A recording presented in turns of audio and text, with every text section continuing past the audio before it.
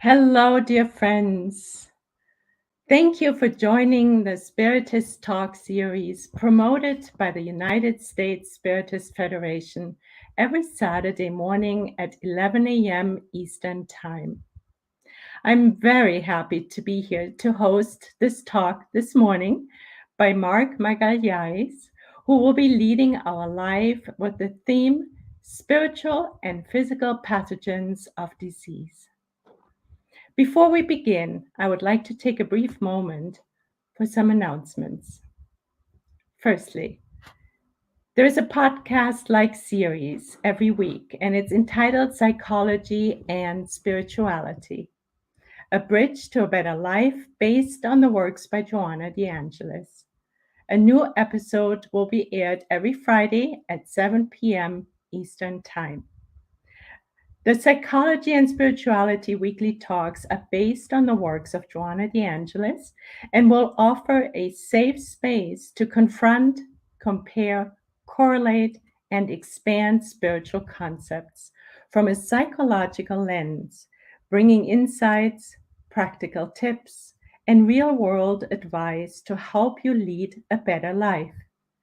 Subscribe to receive notifications of the new episodes at the USSF YouTube channel. Secondly, the United States Spiritist Federation is hosting the 17th US Spiritist Symposium on September 30th, 2023, and it is taking place in Portland this year in Oregon. The symposium will focus on the topic of spiritual path to mental balance, with a full day program including talks, panels, Q&A sessions, youth panel, and kids activities. Please save the date. And thirdly, on the screen you will note a QR code. If you want to help the USSF produce more publications and promote Spiritism to everyone, please scan the QR code on screen for your donation. Now back to you, Marco. It is so good to have you with us today. Thank you Together, very much. yes, welcome. Together with everyone who is watching this live, we want to warmly, warmly welcome you. It is wonderful to have you today. Thank you for having me, and it's an honor to be here. Thank you. Thank you, Marco. Okay, so first of all, thank you everyone that's connected watching us and the ones that are going to be watching afterwards. Um, um, Today, we're going to talk about the spiritual and the physical perspective of diseases. And this is something that I really take it close to my heart um, because I know Sunshine has some more announcements, maybe, you know, or you, okay, can we go on, Sunshine? We're good. Okay. It's something that I take very close to my heart because by training, I'm a pathologist, I'm a scientist, and I've been working in spiritism now for many years, and I always try to understand what I do with my patients and in clinic, and understand the spiritual perspective of it. So that's what we're mostly going to be talking about today. And we're going to start with some concepts, right? Because it's important, particularly for those who maybe are not used to spiritist literature that much and are still trying to understand what the spiritual perspective is. Um, we can get a lot of information from the Gospel According to Spiritism and Spirit's book. Those are two essential pieces of work by Allan Kardec, which help us understand a lot of who we are today and our bodies and our physical and spiritual bodies, right? And we can start with, for example, in the letter to Corinthians, we have this very interesting passage, right? That Paul is going to say, do you know that your body is a temple or the Holy Spirit is in you, whom you have received from God, right? Therefore, honor your God with your body, right? So that is such an interesting warning and advice to us, right? Because Here, obviously, he's talking about us combine our spiritual body, our physical body. Um, and we know André Luiz in Conduta Espírita is going to say to us, um, um, the body is the first loan received, right? So think about this. So this is like our tool, right? This is what we receive in order to be able to, grow morally, to help others, to be who we are as a spirit, right? So that's our physical body we're talking about, right? Flesh, right? What we have, what you can see, right, with your physical eyes, right? But there's more to it, right? So you can see all these systems and components, right, of our physical body there. So what else, right, do we talk about when we think about spiritual things? So that we think about how does disease and a physical perspective, right, occurs. And this is coming from science, straight from science, right? um, so what do we know about diseases? For example, a lot of things science has taught us, right? For example, what makes, as you see in the screen, like a normal, beautiful cell that is like this little powerhouse in our bodies that um, has so many reactions and things happening at the same time. So we can actually use this beautiful machine. We receive our first loan, right, from God. So a lot of things can happen, and science has shown to us, right, that can affect how this body, how this machine that we receive, can actually develop disease processes, right? So, for example, we have some here mutations, right, that can happen. I know these are DNA mutations that happen inside the nucleus of the cell through many, many different mechanisms. And we know a lot of them, right, from what we hear from science. Smoking, exposure to carcinogens, right? To sunlight, for example, is a big one, right? Some infections can do that too. Some viral infections, as we know, can develop, like promote the development of cancers, right? Like, for example, cervical cancers and oropharyngeal cancers, particularly now. And obviously the big one we all know, right? Smoking, for example, can induce those mutations, right? You can have mutations that are spontaneous, that can occur at any time. They can affect any system, right? So nutrition, right, can also, we know, like, it's a big problem, right? Chronic inflammatory diseases. So this is what we know from science. We know how this body, the cell, the system that we're talking about can evolve and develop a disease process, right? So what does Spiritism has to say about this, right? So that's like, that's the link. That's what we're going to be talking about today, right? Because a lot of the information we have today, it's well scientifically proven, right? We say, there's research that explains this, and I do that. That's my job, right? I actually go in the lab and I figure out mechanisms of disease. Now, what is interesting now is that I can do that, but also I really want to make that link to who we are really, which is not just the physical body, right? So, in moving next, we learn in Spiritism this amazing concept, right? That helps explain so much about who we are, right? Because you're only looking at the physical part of things, it's very difficult to explain everything, as you probably know, right? Um, so, in that sense, we have in the Spirit's book, right? One question that's going to say this. So, for example, what, right, would the body, what would be our body if it did not have a soul, right? That's the question Allan Kardec asks, right? And the spirits are going to answer. So a mass of flesh, right, of matter, right? Um, and then they continue, right? In the introduction to the Spirit's book, there's going to be this beautiful passage, right, talking about the spiritual body, right? And Allan Kardec is going to say this. So the link, or the perispirit, right, unites, right, the body and the spirit to who we are, right? So there's this integration system, right, that happens that allows us as a spirit, right, to fully function in this physical creation, which is our body, right? So remember that our body is created from what there's a spiritual principle, right? And that's the spirits are coming from. And there's the material principle, right? That comes from the universal cosmic fluid that forms our bodies, right? Physical bodies. So there has to be a way of integrating this, right? So I can be fully myself in this world, right? The only way to do that is by this, well, spiritual body or perispirit, right?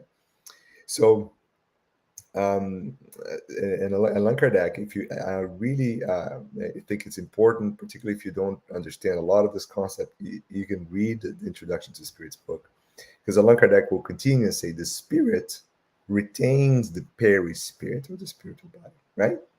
And it's invisible to us, right? It's hard to, to describe. So in question 93 to 95 in Spirit's book, they're going to go through this and they say, kind of, what is this spirit? What is this, right? And we can only find a few words to describe it. For example, it is variable, right? It's a type of body that depends on where you are in the universe. It looks different, right? Because it takes from that particular niche environment. It's made obviously from materials from that planet, from that world.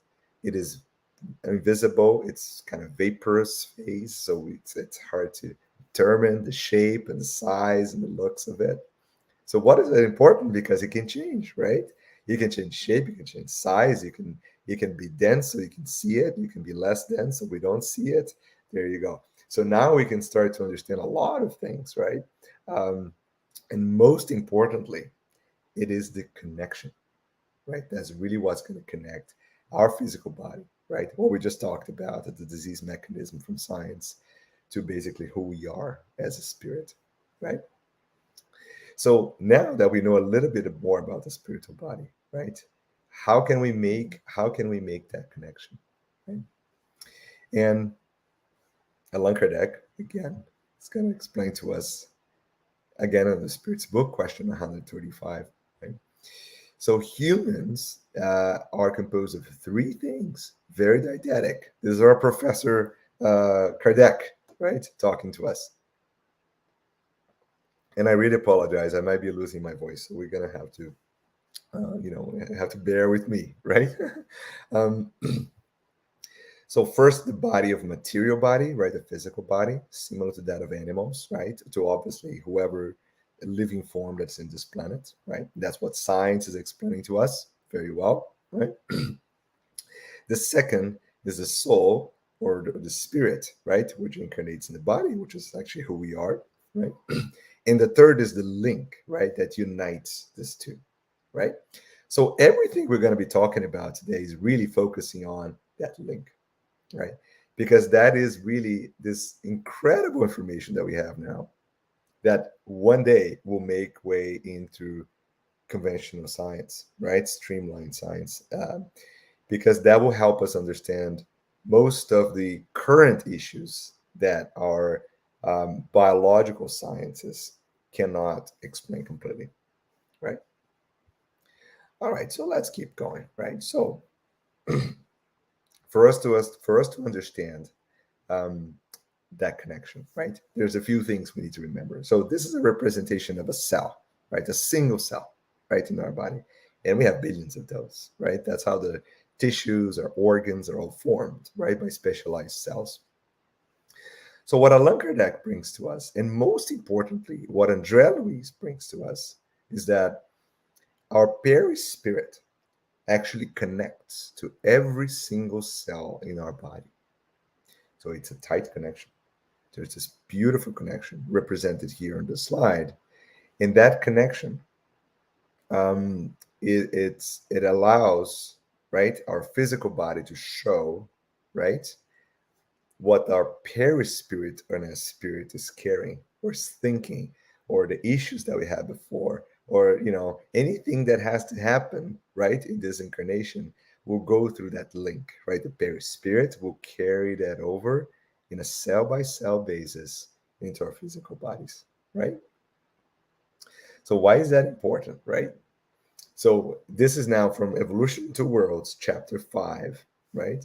In Evolution to Worlds, there's going to be this very nice passage that, again, I highly recommend you guys reading, this book.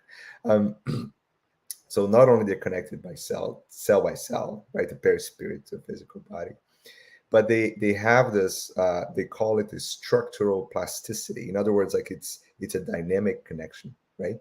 That can be tighter, can be looser, right? You can change shape, you can change forms, right? You can manifest in different ways, right? So now you can start to have an understanding.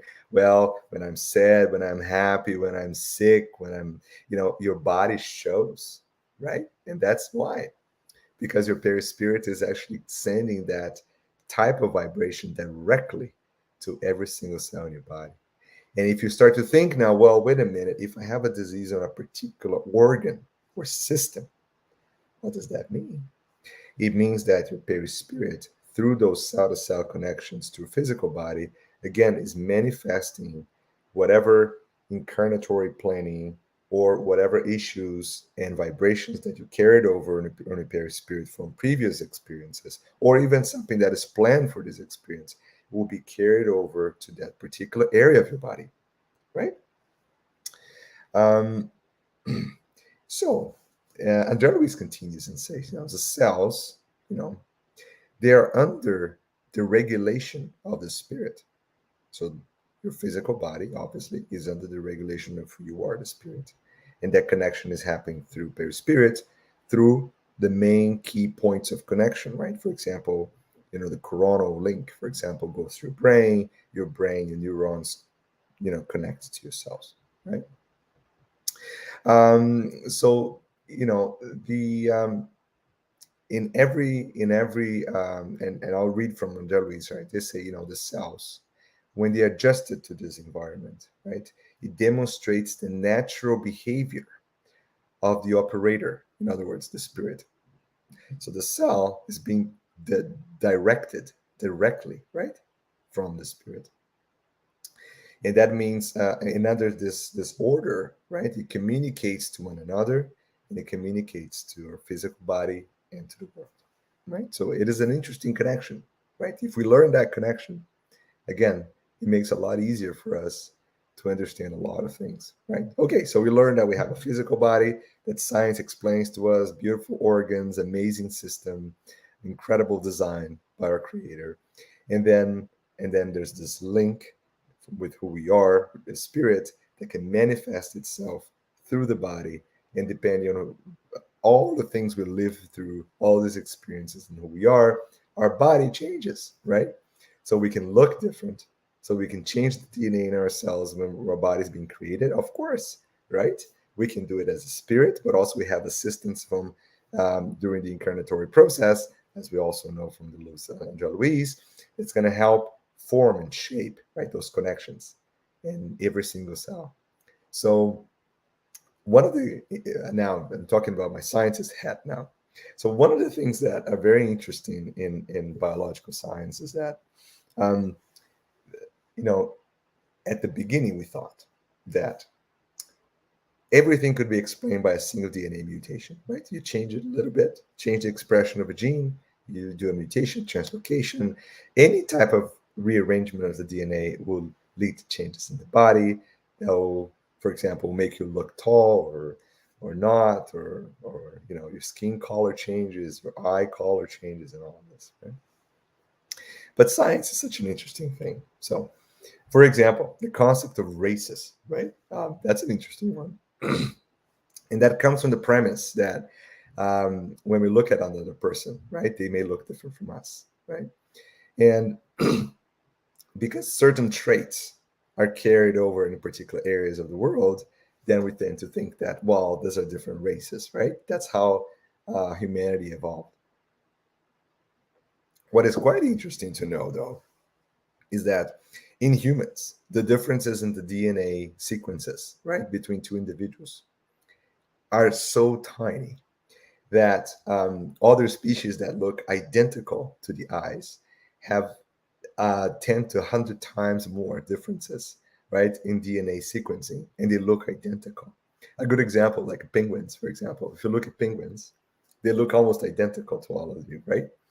But the DNA changes between two identical penguins are far more diverse than between two individuals that look absolutely different, right? And it is interesting to see that, because that's just showing you how we as a spirit can make slight changes, post-translational changes to DNA, or even very, very small changes in one or two genes that will make us look very different. And we behave different because we're different spirits, right? But to the eyes of this society, that means that, we're different races, which does not exist. So races do not exist in humans, right? So we all know, we use that term all the time, which is kind of a horrible thing. But anyways, that's a sidestep from the main conversation. Okay, so let's talk about diseases now. So in other words, we are basically identical, right? Our physical bodies, very small changes, right? Um, so So what is the disease then? Now, if you know that we're composed of three different things, right? So the disease process has to occur in all those layers. Otherwise, it wouldn't happen, right? It doesn't exist, right? So what happens then, right? So in the evolution towards chapter 17, right? That's an interesting passage that says, André Luiz is going to say, the disease emerges when. So when does it happen? Right?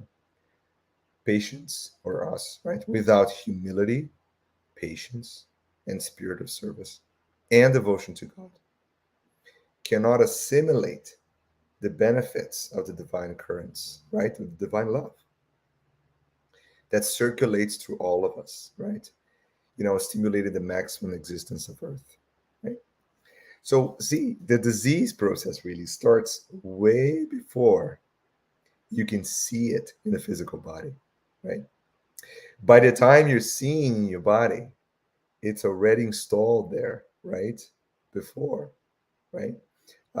Because of that, because of issues that are coming and emerging from the spirit, right?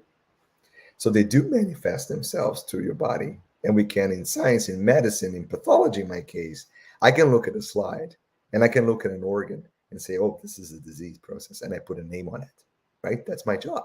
That's what I do in the lab or in the clinic. But what we're looking at is a process that started, as André Luiz puts very closely, when we start to deviate from the divine laws. So we start to lose the classical things that we're supposed to do: the humility, the patience, and the service, right? So we break that connection. That starts to leave a little bit of an imbalance, right? We stop assimilating the divine currents from the God.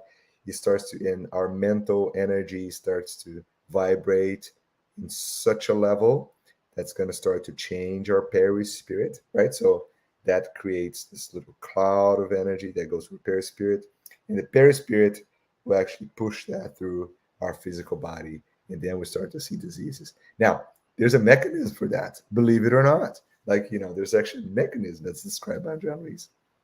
So, and I created a little diagram here to help us out, right? A sip of water. We're gonna make through this. I hope so. Okay.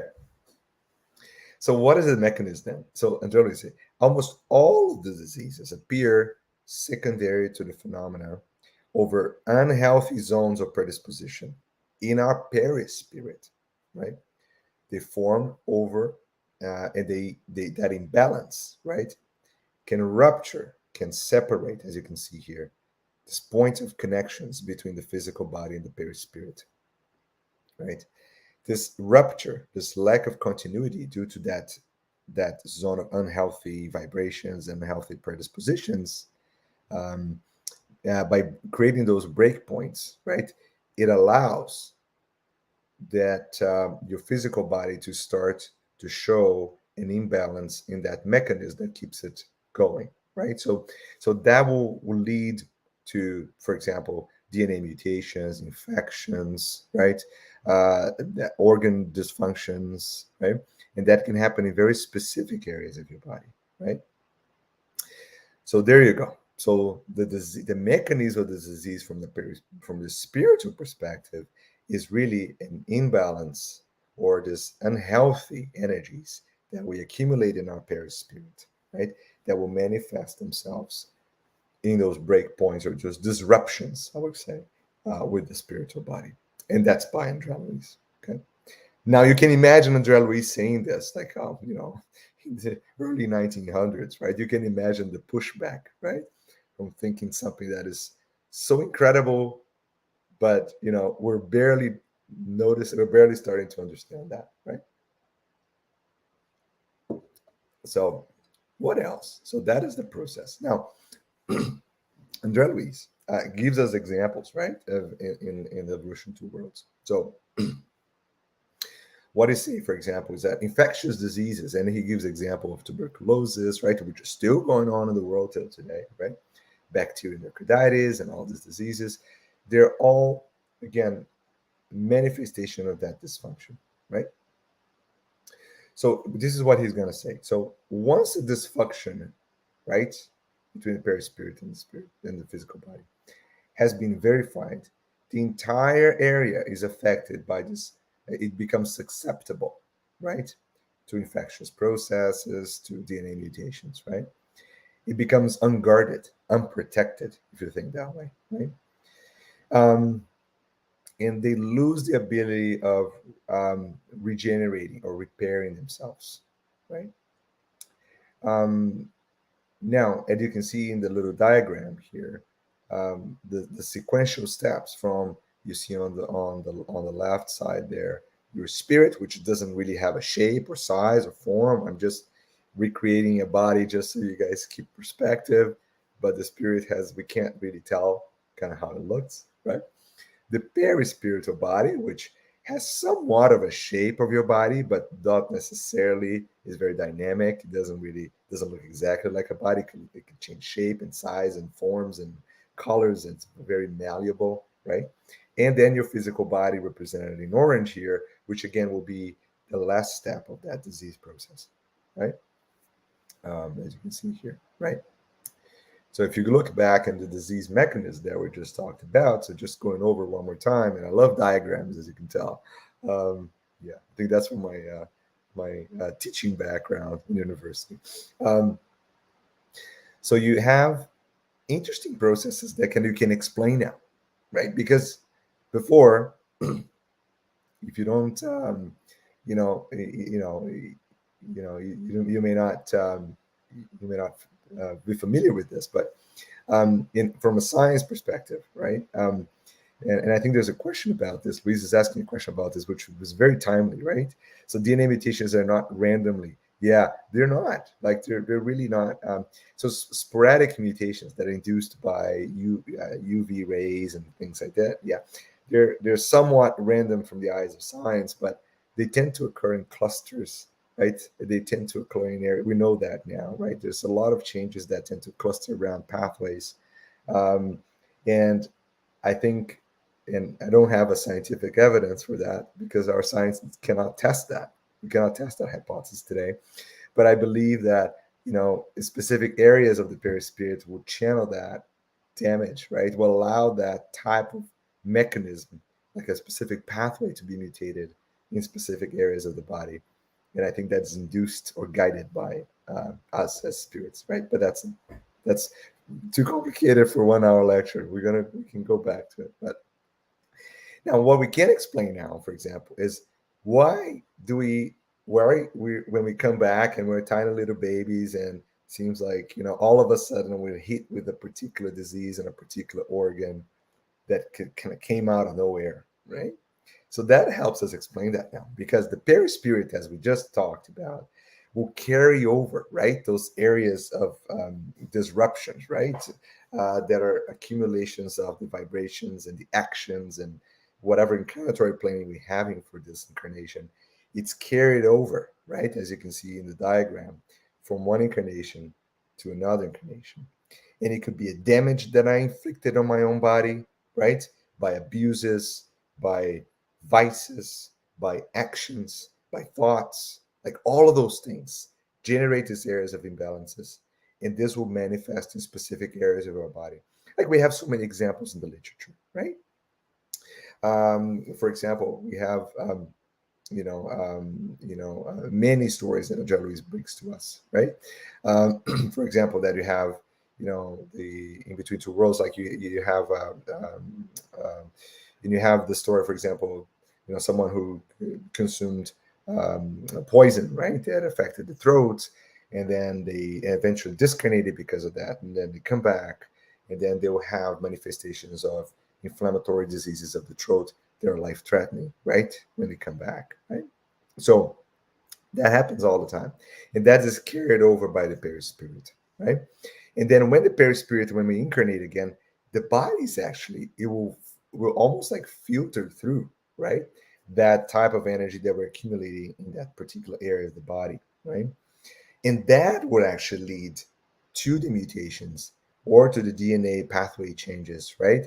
On specific areas of the body, right? So that is the divine, like the perfection of justice occurring right there. So I caused it, right? I did not have a chance to fix this out, right? So I will carry that with me, right? And then when I have another chance of trying out again, I will deal with the consequences of my own actions. And those consequences are very attenuated, right? Because God is perfect and just. It's not like a one eye for an eye kind of thing. We know that, right? We can change it. We don't have to go through the disease to we don't, right? But in some cases we do because we're very stubborn, right? And we okay, this is the last resort, right? But we carry that over, and that will lead to the type of increased risks or clear manifestation of diseases that we develop, right? Now, we have modifiers of the disease too, right? And that's listen there, because it does not mean that I cut my arm in one incarnation, I'm going to be born without an arm in the next one. This is a simplistic, almost like nonsensical way of seeing divine justice, right? We know that we cannot use that as a guide. The reality is we'll have chances to correct. We can change things. We can modify things, right? And we're going to get that information also from Kardec and André Luiz in a minute.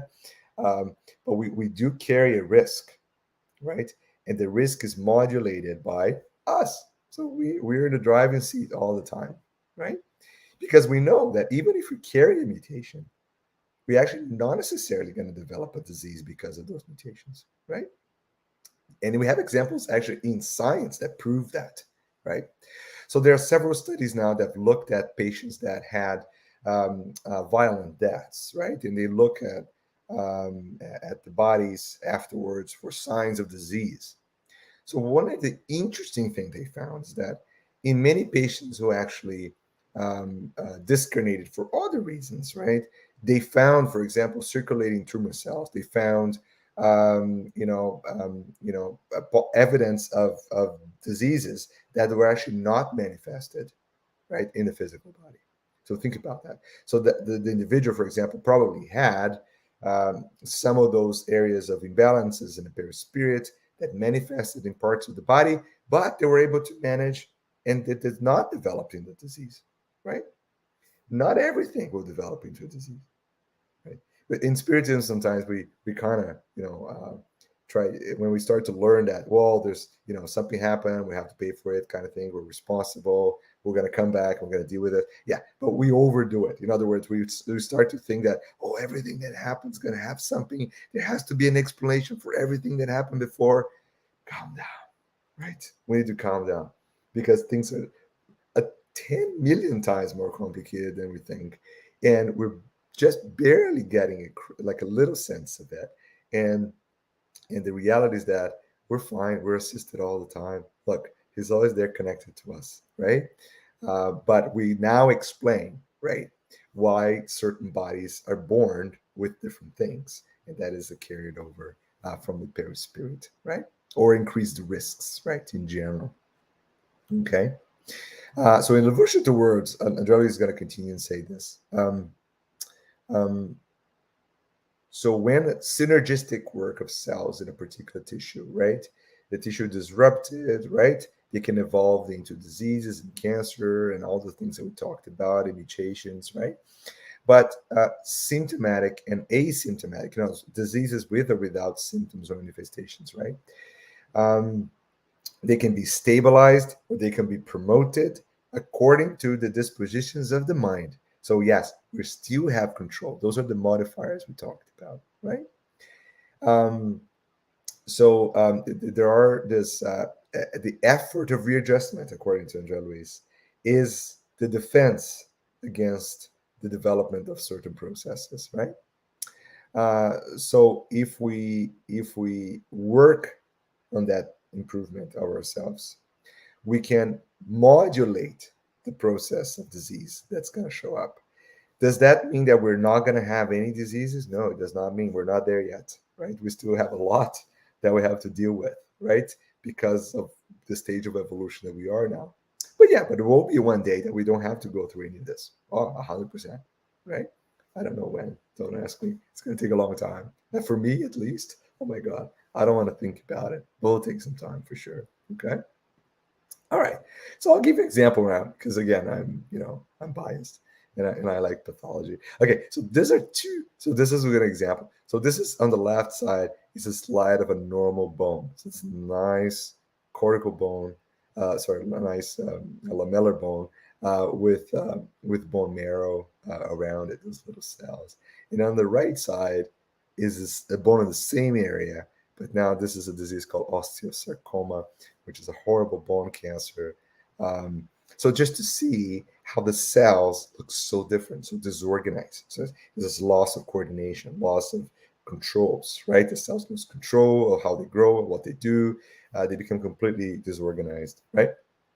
And again, now look at this image and remember André Luiz telling us Evolution Two Worlds, the disruption, right? Of the controlling part of the spirit, perispirit axis into that connection between cell to cell, right? So you can actually see it, right? How that disconnection, that disruption cause or predisposes you, right? To the development of things like this, right? So this is a good example for you. Okay, so obviously we have many, many examples. For example, I brought some here from André Luiz because he brings this in Evolution to Worlds, right? So, for example, individuals who have like wounds to the heart, like suicidal intent, right, in the past, they can return, yes, with changes in the blood, prothrombin levels, which is like one of the parts of the coagulation cascade, right? They can reborn with body dystonia, right, which is the movement disorder, bleeding disorders, right. Poisoning can lead to hematological diseases, right, down the road because you carry that over, right, in your perispirit. Can cause changes to the bone marrow, anemia, which is like low blood count, low red blood counts. Anyways, so all these changes in blood, and this is just examples, but please don't take this as a guide. It's like, oh, this is happening all the time. No, it doesn't, right? We know that, okay? For example, a fall from a great height and addictions can have cerebral problems, right? Epilepsy, palsies, glandular changes, right? PTH axis and all this. So there's a lot of things that can happen, and André Luiz talks about, right? When you kind of carry over, right? Those mechanisms, those disease mechanisms, right? But this is just an example, right? Not a guide, okay? To make it very clear. Okay, so how do we modify things from the spiritual perspective, right? Now we got to understand this, like this is all right, connected, right? So to move to cancel out, right, that type of disrupting vibrations and energies that we carried over, really the best thing we can do is to change like our vibrations, right? And André Luiz, in Evolution Two Worlds, again, he's going to say, when the patient, this is us, right, adopts a favorable behavior, right, by the sympathy that instills in the neighbor, right, by the physical forces that find solid support, right, in the solidarity and recognition of good things, that will absorb from those. So we're going to absorb those nice currents, right, because we're connecting stronger and stronger, right, with what's coming directly from our Creator, right? And we're able to circumscribe or control that dysfunction, right? And sometimes we can actually completely get rid of it, right? In other times, we can make it a lot easier for us, right? And we do have examples of that too.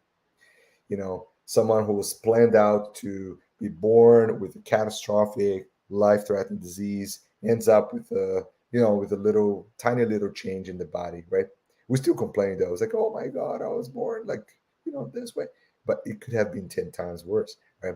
But we were able to modify it by actually improving ourselves, right?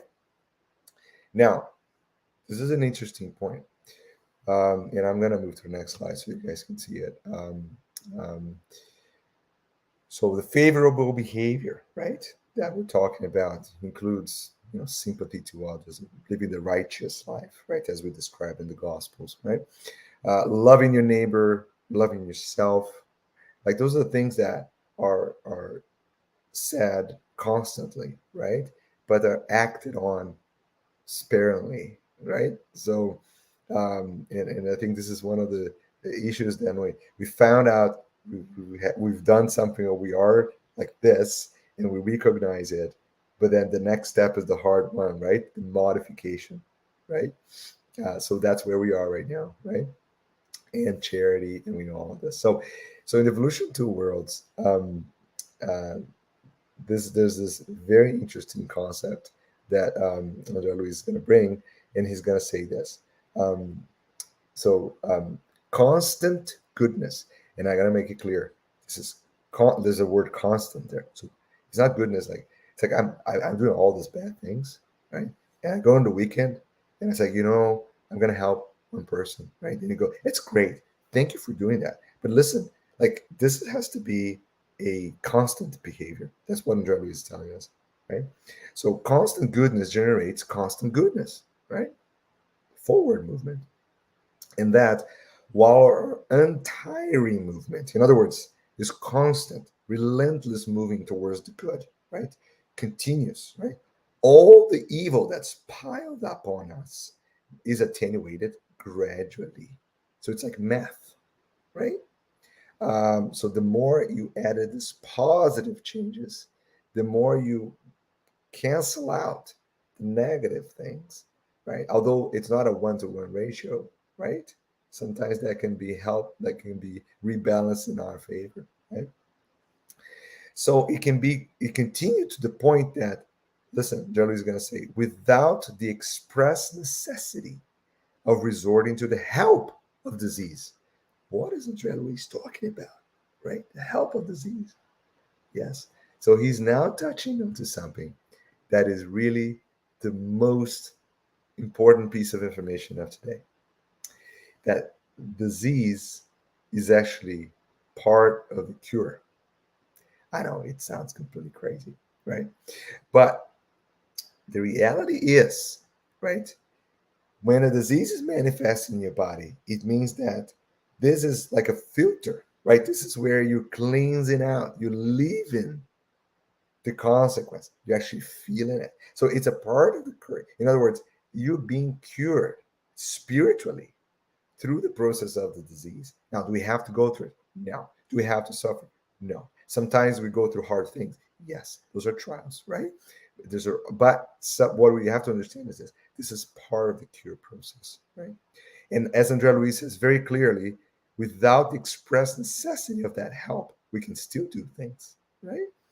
Eliminating the remnants of darkness. So when it's coming through your body, the disease process is actually cleansing out from your perispirit into your body and then going away, right? Of all the things that are incorporated in our mental background. So that's really, really important to me. Okay. And of course, right? Um, how do we do this? Right? It's right here. Evolution Two Worlds, one more time. As you can tell, I like that book, right? Um, um, so support for others creates protection for ourselves, right? So support for others, right? Isn't that crazy? It's like we think about this. So we and this is like interesting about spiritism. I think is that it teaches us obviously a lot of things about things that we have no clue, what happened and why and when, right? About the spiritual world, but also helps us look inside ourselves, right? And understand this, right? So for example, so support for others creates protection for ourselves. right? Which is why in the principles of Jesus, uprooting from us animality, pride, and vanity, and greed, and cruelty, avarice, exhorting to the simplicity, humility, fraternity, without limits, right? Remember how many times we should forgive? How many times we should do the things? Not 7 times, no, 77 times, like 7,000,007 times. Like you keep going, right?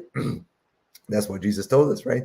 Without limits, unconditional forgiveness, right? Establish the perfect immunology. Immunology referring here to the immune system, a protection system, right? In our body, in our inner life. Strengthening the power of the mind in self-defense against the destructive and degrading elements that surround us. So, do you really want to cure yourself? Bingo. We're going to go back to the same idea of charity, right? So, how do we really, you know, how do we uh, take all of this, right? How do we take this information and able to change things, right? There you go. Supporting others, fraternity without limits, forgiveness. That will create the connection, strengthen the connection. It creates the perfect balance that will allow our immune systems, like a spiritual immune system. You didn't know you had that, right? There you go. We're always learning something.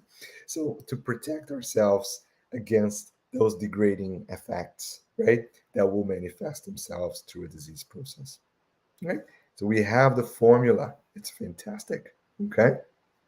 Now, there's a lot of things we can still mention, like in science, for example.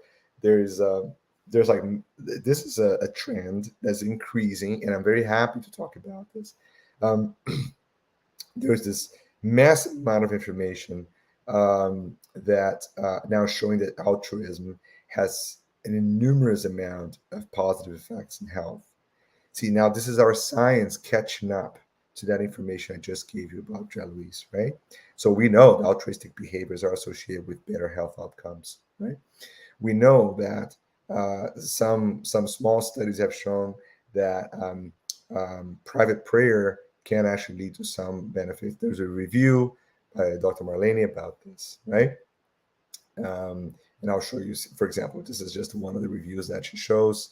A number of papers listed here showing that prayers and this connection, right, with the Creator and the good energies can lead to improved health outcomes too, right? Now, but the big one is really the big one really is loving your neighbor, right?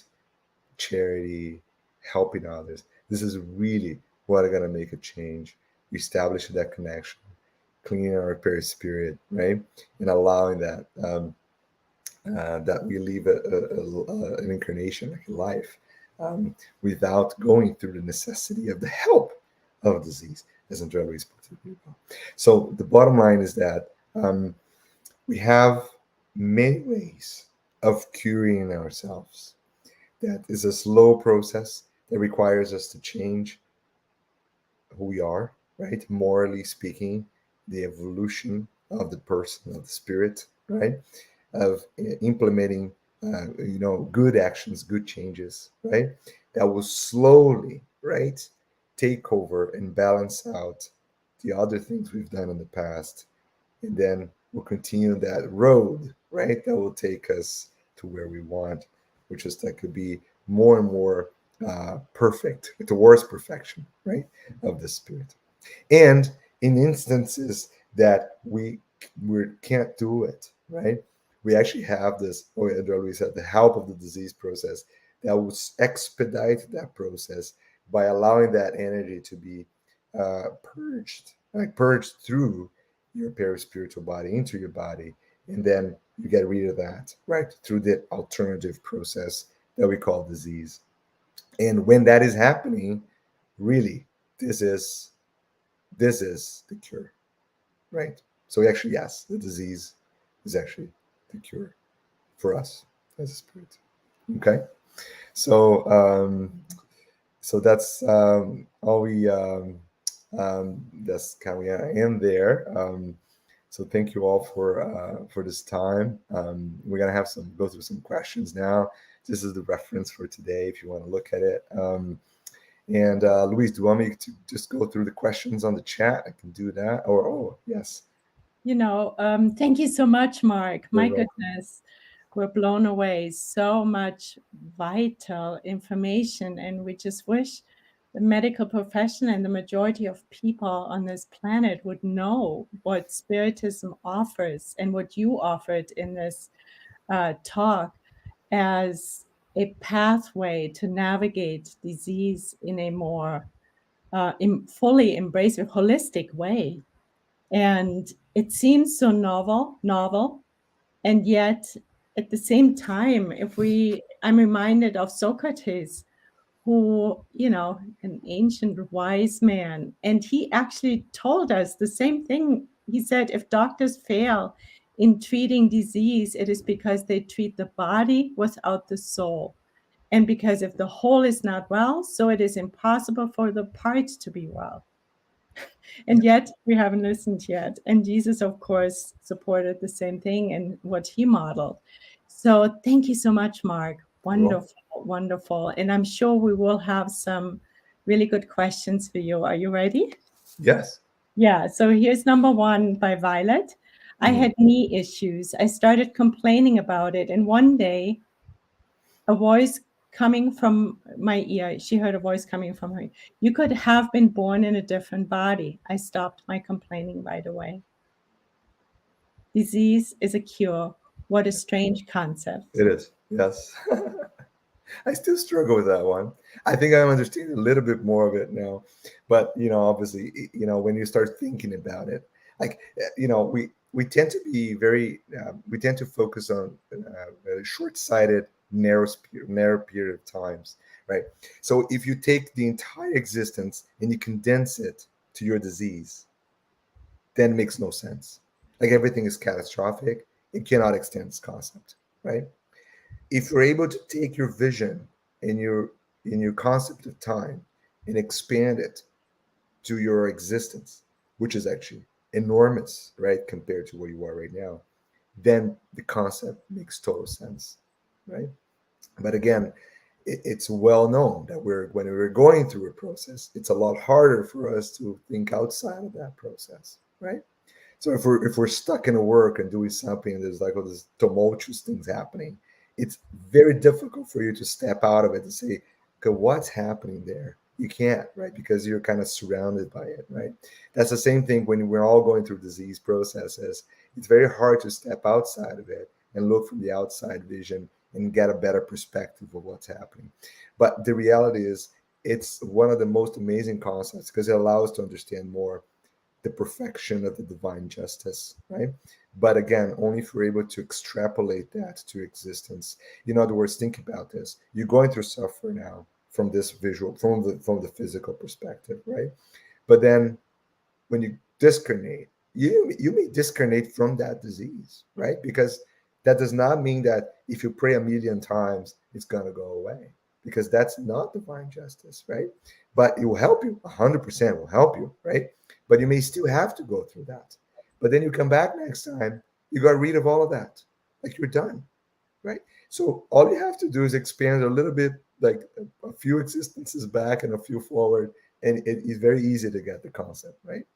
Now, the idea of the complaining is an interesting one because we complain. I complain all the time. Everyone who does not complain, let me know because I need to I need to get there. But but it is interesting that the reality is that everything you have right now happening to you is less than what you're supposed to go through. Like everything.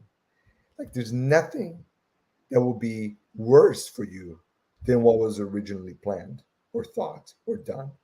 That's how God help us every day, right? There's always this constant process of, like, think about kids, right? And I like to make comparison with kids because it puts everything in perspective for everyone, right?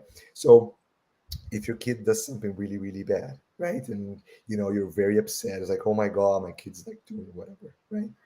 So when you have to find ways of making that kid understand the consequences of their actions, right? So you do that. But as a parent, you're not going to make them go through something worse than what they've done in order to understand their actions. You're probably going to have a conversation, and that's enough. I say, hey, don't do this. This is bad. This is a sad, and then you move on. In other words, you attenuate the consequence all the time. We do this all the time, right? So if we can do this, like what God is doing then, like God is, just think about this, right? So you're right. Like if you think about something that is manifesting in your body right now, no matter what it is, it could be a predisposition or a disease itself, whatever it is definitely attenuated compared to what you actually really done, right? Or what was planned. And you can make it even better, right? By continue to implement positive changes, right? And again, that's the concept that a lot of people struggle with is that by making positive changes, I will not make the disease disappear. And sometimes it happens. Of course, some people deserve it because they've already gone through this. Those are the cures, right? So can people be cured 100%? Are people cured when they're not supposed to be cured? No, it does not happen, right? So I can't go and try to get someone to cure me if I don't deserve that. It's not going to happen, right? So this is like what sometimes we struggle, right? Because the cure will happen, it's just not now, right? Because it's not time for it yet. But next time, or maybe next, I don't know when, right? So we're always going to be cured. All of us are going to be cured, right? And it depends on us, not on whoever is trying to cure us. That person can sometimes help, right? But the cure is actually completely ours. Like it's our process, our disease, and it's our cure, right? So, yes. We get what we need, not always what we want, right? But the beautiful thing of embracing disease in this, I want to say new way, even though we know it's not a new way, Yeah. is that self-responsibility. We know it actually lies in our court of how to deal with disease or imbalances. So the model of being the victim of some force out there Yeah. falls away. And I think that in itself is healing because so many of us still like to point the finger at something or someone, Correct. right? And Yes. at this moment, that model gets busted, so to speak, as well, right? Exactly. Yeah. Yeah, it's Exactly. wonderful. Yeah, I love it. So then there's another question, Marco, from the USSF. Could we say that the spiritual body is the source of all diseases? So the spiritual body is it's a part of the process of the disease formation. It's not the cause. The cause is always us, right? As a spirit.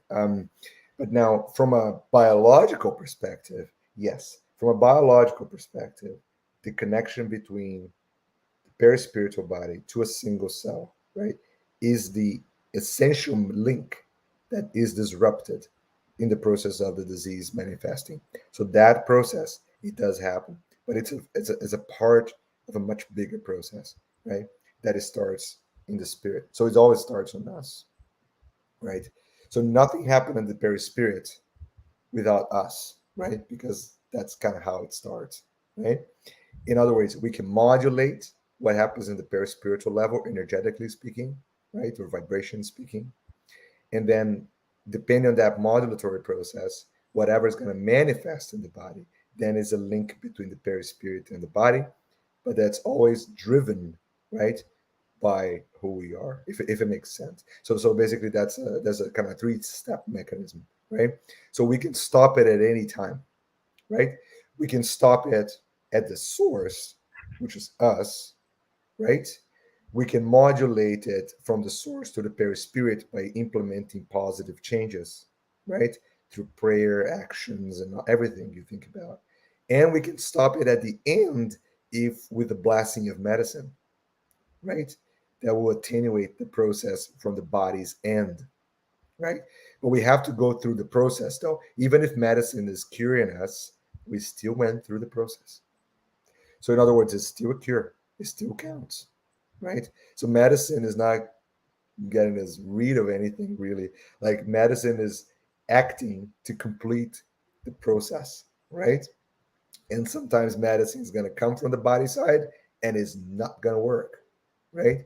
And that happens because that is the process, right? I had to go through this. And then there's some points that, even though we have the medicine working on the other side, I can't really, get rid of it completely, right? I still have to go through it. So, Yeah. It's like what Jesus, right? He healed the blind man and then told him to go home, but not through the village. yeah, In other words, he needed to change his ways.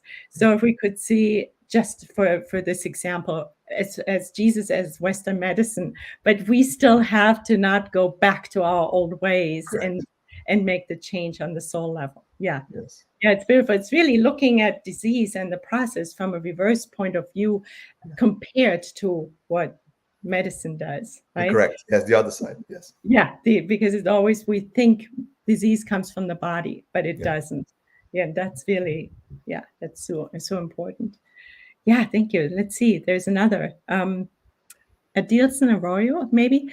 Loss and anger can make us very, very sick, but love and fraternity can heal us. Yes, right? Yeah. So true. Is that why many patients with cancer get better, go in remission, and many get it back? Well, so one thing I like to do all the time, I have questions, and it's a great question, by the way. And this is something that a lot of people struggle with. We almost always in Spiritism try to make a very simplistic model of everything. Those were, oh, this happened, so this has to have happened, and you try to find reasons why this thing happened or that thing happens. It's almost impossible, really. And actually, like Allan Kardec tells us multiple times, like, please stop trying to figure out things like what happened in the back, what happened in the future, what's going to happen now, why is this happening. So this is a great question because allow us to think that if someone goes in remission and the disease comes back, does that mean that it's somehow the patient's fault in a way, right? Because of that? I don't know. Like, I think no one can know that, right? Is it exactly what was planned for that individual? Maybe, right? Is this part of the cure process of that person? 100%, right? Could that person have had the disease completely in the remission and never come back? Maybe. We cannot tell, right? And if someone tries to tell you in a very beautiful explanation exactly what's happening, I'll tell you almost 100% of the time that is not the case, right? Because the reality is that these processes are very, very complicated. Like, what I'm talking about right now is probably less than 0.01% of what we know about these processes. And no one knows. We're maybe in 2,000 years from now, we're going to be able to understand a tiny bit more of that, right? But the bottom line is that, so in what's important really, like answering the question now, is if you understand that the process we're going through, it doesn't matter if there are remissions, there are bumps on the road, ups and downs, right? That can happen in any disease, right? Do not create a sentiment that it's like, oh, it's my fault what's happening. I've done, like, don't go into that mode as like, this is all bad, it's all my fault, and I'm gonna shrink down, my vibration is gonna get even worse, right? That's not the point. The point is that, okay, I understand this is what I have to go through, and how can I make the best out of this, because it's gonna happen, right? So, and this is interesting because there's studies showing that patients who live in assisted care living facilities, right? The ones that are helping others, they're all going through diseases and hardships, right? A million different types. So the patients who are actually helping more the other ones are the ones that have the best reports in general health, mental health, physical health, like everything. In other words, whether or not the disease is going away or not, the most important thing is like when André Luiz told us, like constant goodness and the goodness towards not only others but yourself too. You know, so don't go into this idea of blaming game and explaining what happened and how, and just take that moment and say, okay, I'm gonna do my best from now on, right? And it is overwhelming. Yes, there's hardships. There's a tough time, I deal with cancer patients every day, so I know, right? But at the same time, we have the recipe, and the recipe is really like, do anything you can to improve yourself, and things will happen, right? And they will happen, I can guarantee you, in a way that is actually good for you, right? That's what that's the most important aspect of spiritism, right? Yeah, yeah. Charity. And Alan Kardec already told us there's no salvation without charity, and Yeah. this gives it no meaning. I was diagnosed with cancer 20 years ago and did not go through allopathic medicine, and found Spiritism and healed. Purely just going to God and actually following these maxims. And it was, we can't say, I mean, we don't know, as you said, what really happened in the background, Yeah. but yeah, faith, right? And just to keep Yeah. going, following the Exactly. path of charity as best as we can in our own little imperfect ways. Exactly. Yeah. Well, yeah, Yeah. yeah, it's Cures wonderful. cures can happen all the time, right? What was that? Cures, right? It can happen because Yeah, it really depends on. So the big question is like, are we ready for it, right?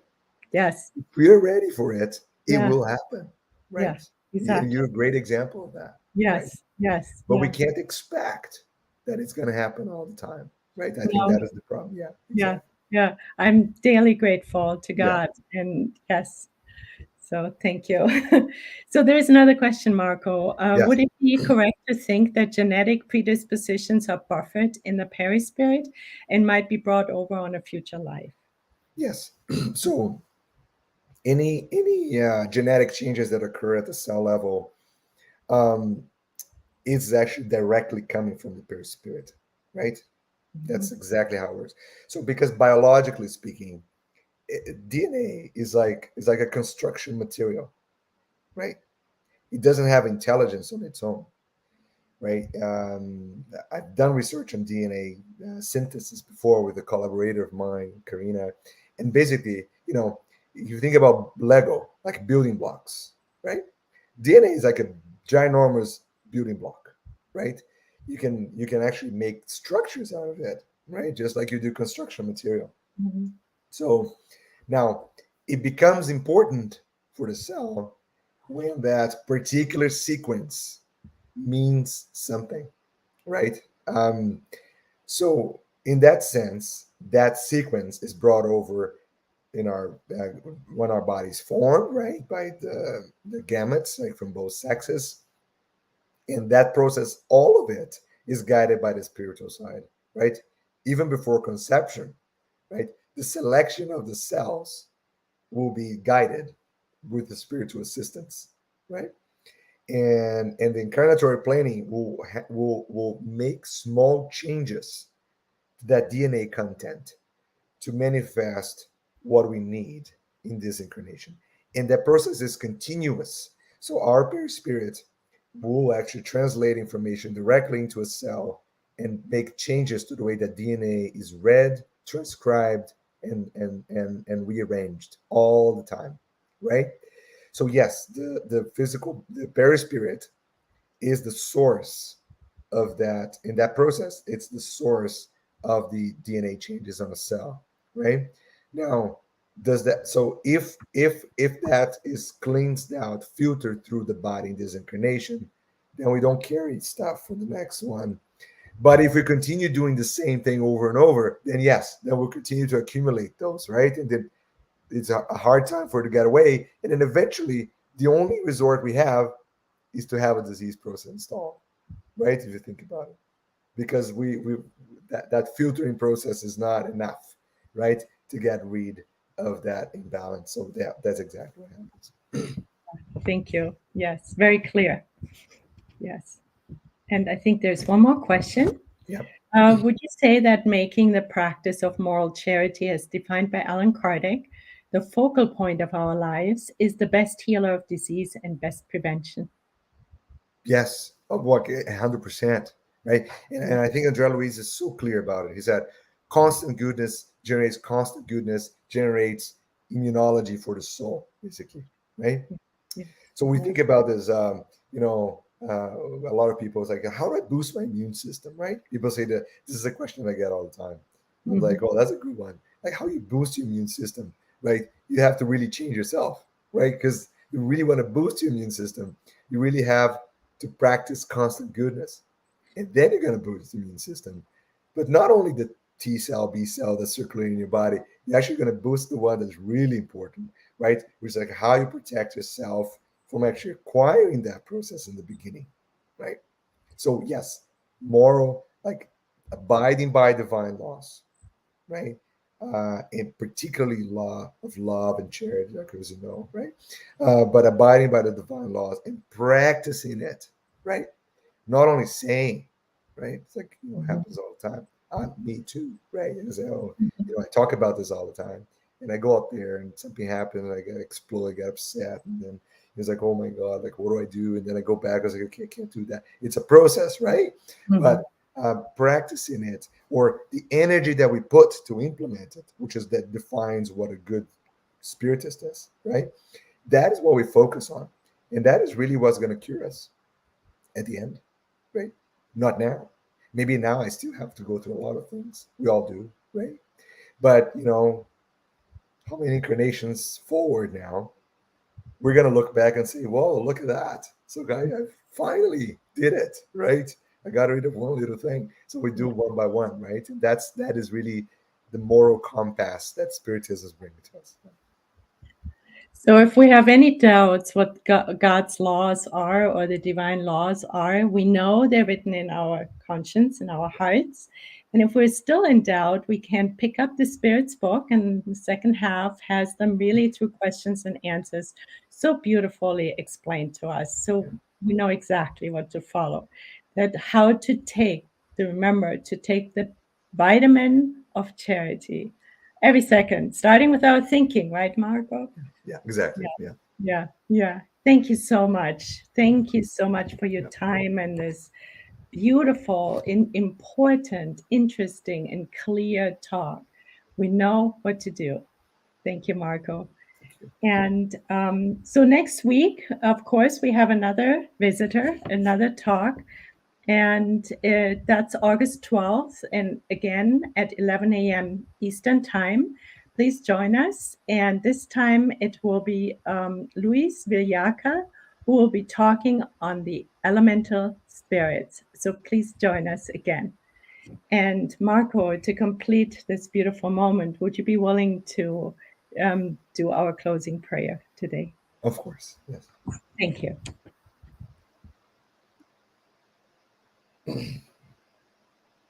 So let us all take this moment of connection with our Creator, our Father, Mother, God, and our Master Jesus, and our fellow spirits inhabiting this world. Close our eyes and think about the blessings that are coming from above. They are touching every single part of this planet, us, our souls, our physical bodies, our spiritual bodies. Let us draw from that energy, the energy of love and the charity. Let us practice what Jesus came to tell us, the real healer, the doctor of the souls. Let's try on a day-by-day basis to listen more, to love more, to help more, so we all combine and continuously can change ourselves and therefore change the entire humanity. Thank you, God, for the opportunity we had today. Let us walk out today with our energies refueled and our hearts vibrating the notes of love that are coming from above. May we spread this through our thoughts and our actions to all of us around us and the ones that are going through so many hardships today of disease, war, and suffering. Thank you, God, and so be it.